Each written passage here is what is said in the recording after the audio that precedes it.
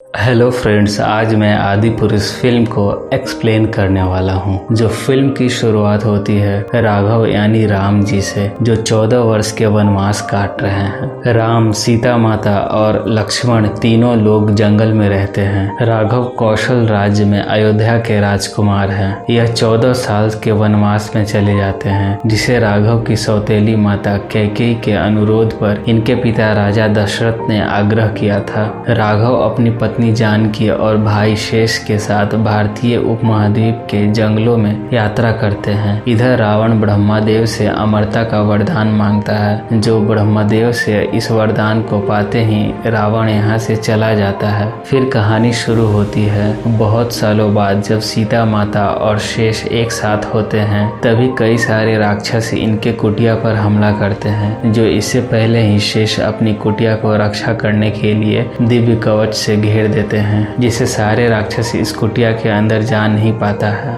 तभी सीता माता शेष से कहती है, तुम्हारे भाई कहाँ हैं? शेष कहते हैं, उन्हें इन राक्षसों से कोई डर नहीं, इन्हें हराना उनके लिए बाएं हाथ का खेल है। इधर राघव पानी से बाहर निकलकर इन राक्षसों का सामना करते हैं, जो अपने तीर से कई राक्षसों का वध करते हैं। धीरे धीरे यह सभी राक्षस इन पर हावी होने लगता है। तभी राघव इन राक्षसों के मालिक को ही मार देते हैं, जिससे सभी राक्षस मारे जाते हैं। इधर रावण शिव भगवान को खुश करने के लिए भक्ति साधना में लीन होता है। तभी रावण की बहन सुपनखा यहाँ आती है। रावण इसे देखकर चौंक जाता है और इसे सवाल करता है, मेरी बहन तुम इतना परेशान क्यों हो? सुपनखा कहती है, महाद्वीप के जंगलों में आज से पहले ऐसा सुंदर इंसान कभी नहीं मिला था। मैं उसे अपना पति बनाना चाहती थी, पर उसने मुझे ठुकरा दिया। फिर सुपनखा यहाँ से राघव की पत्नी सीता माता को मारने चली जाती है, जहाँ राघव के भाई शेष सुपनखा की नाक अपने तीर से काट देते हैं और इसके लिए राघव इनसे क्षमा मांगते हैं। पर सुपनखा गुस्से में यहाँ से चली जाती है। लंकापति लंकेश रावण यह बात सुनकर बहुत गुस्सा हो जाता है और जानकी यानी सीता माता को अपहरण करने चला जाता है। इधर रावण राघव को भटकाने के लिए एक सोने के हिरन जंगल में छोड़ देता है, जिससे राघव इसको मारने के लिए इसके पीछे भागते हैं। इधर रावण एक साधु के भेष में जानकी के पास पहुंच जाता है भिक्षा लेने के लिए, पर सीता माता लक्ष्मण रेखा को पार नहीं करती है। जो यह देखकर रावण बहुत गुस्सा हो जाता है और श्राप देने की कोशिश करता है। तभी सीता माता लक्ष्मण रेखा को पार करके रावण को साधु समझकर भिक्षा देने के लिए आती है। रावण को भिक्षा दे रही सीता माता को पता चल जाता है कि यह साधु नहीं, एक राक्षस है। फिर रावण सीता माता को अपनी शक्ति से एक भयानक चमगादड़ का रथ पर बांध कर यहाँ से लेकर भागने लगता है। इधर अपनी पत्नी सीता को अपहरण होते देखकर राघव और इनके भाई लक्ष्मण दोनों बचाने की कोशिश में रावण के पीछे भागते हैं। इधर रावण सीता माता को अपहरण करके ले जा रहा होता है, तो रास्ते में जटायु सीता माता को बचाने की कोशिश करते हैं। बहुत कोशिश करने के बाद रावण के करीब जटायु पहुंचते हैं, पर रावण जटायु के पैर पकड़ लेता है और कुछ दूर फेंक देता है। फिर भी जटायु हार नहीं मानते और फिर से उठ खड़ा होकर उड़ते हुए रावण का पीछा करने लगते हैं। पर इस बार रावण जटायु को अपनी तलवार से एक पंख काट देता है, जिससे जमीन पर गिरते ही जटायु की मौत हो जाती है। इसके बाद रावण सीता माता को लेकर जाने लगता है। सीता माता मोतियों के हार गले से उतार कर रास्ते में फेंक देती है, जो एक बंदर को यह मोती दिखाई पड़ता है। यह वानर मोती को उठाता है और वानर सेना की तरफ बढ़ने लगता है। इधर राघव और इनके भाई लक्ष्मण जटायु के मरे हुए शव के पास पहुंचते हैं और अपने दोस्त जटायु का अंतिम संस्कार करते हैं। रावण सीता माता को लेकर अपने लंका पहुंच जाता है। यहाँ पहुंचने पर सुपनखा रावण की पत्नी मंदोदरी को कहती है कि मेरा भाई रावण ब्रह्मांड की सबसे सुंदरी लड़की से शादी करने जा रहा है। जो मंदोदरी सुपनखा से कहती है, विनाश का समय आ गया है। इधर वानर मोती को लेकर सुग्रीव के पास पहुंचता है। राम जी और लक्ष्मण जी सीता को ढूंढते हुए रात के अंधेरे में एक कुटिया के पास पहुंचते हैं, जहां इन्हें एक बूढ़ी दिखाई देती है, जो इन दोनों को अपने जूठा फल खिलाती है।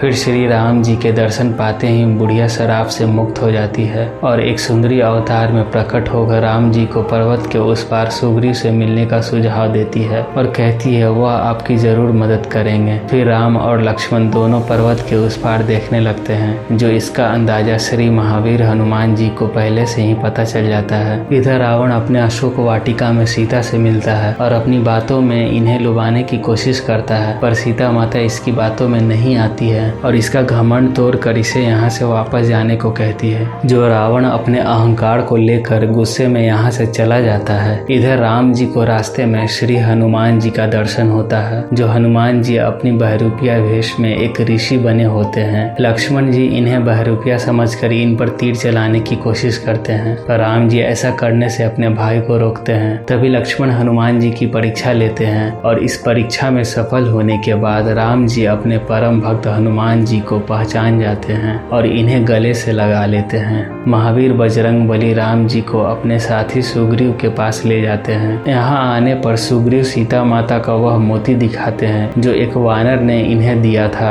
यह मोती को देखते ही राम जी पहचान जाते हैं और अपनी पत्नी जानकी को रावण के जाल से बचाने के लिए सुग्रीव से मदद मांगते हैं। जो सुग्रीव अपनी सेना को अपने बड़े भाई बाली के वजह से पहले ही खो चुका था, इसलिए सुग्रीव राम जी से कहते हैं, मेरा भाई बाली मेरी पत्नी और वानर सेना को अपने कैद में कर लिया है। इसे आप अगर उन सभी को छुड़ाने में मेरी मदद करें तो मैं आपकी जरूर मदद करूंगा। यह बात सुनते ही राम जी सुग्रीव की मदद करने के लिए सहमत हो जाते हैं। फिर कुछ समय बाद सुग्रीव अपने बड़े भाई बाली को लड़ने के लिए ललकारते हैं। जो लड़ाई के दौरान राम जी अपने तीर से बाली को मार देते हैं। बाली के मरते ही सारा राजपाट सुग्रीव को मिल जाता है और सुग्रीव फिर से इन सभी सेना का राजा बन जाते हैं। फिर कुछ समय बाद राम जी अपने भक्त सीता माता को देखने के लिए कि वह कैसी है हनुमान जी को उनके पास भेजते हैं और साथ ही अपनी एक अंगूठी हनुमान जी को देते हैं, ताकि हनुमान जी को सीता माता अगर न पहचाने तो यह अंगूठी दिखाने पर सीता माता हनुमान जी को पहचान जाएंगी कि यह हमारे दूत हैं। इतना कुछ सुनने के बाद हनुमान जी सीधा लंका पहुंचते हैं और यहाँ पहुंचकर अशोक वाटिका में सीता माता से मिलते हैं। सीता माता अंगूठी को देखते ही पहचान जाती है और हनुमान जी से श्री राम जी का हाल पूछती हैं। तभी यहाँ अचानक रावण का बेटा इंद्रजीत यहाँ आ जाता है और हनुमान जी को बंदी बनाकर सीधा रावण के पास ले जाता है। रावण हनुमान जी को देखकर हंसता है और अपने बेटे इंद्रजीत से इन्हें मारने को कहता है। फिर इंद्रजीत हनुमान जी की पूंछ में आग लगा देता है। फिर हनुमान जी यहाँ से भागते हुए अपनी पूंछ में लगी आग की मदद से लंका को आग से नहला देते हैं और लंका को जलाने के बाद माता सीता से मिलते हैं और अपने साथ यहाँ से चलने को कहते हैं।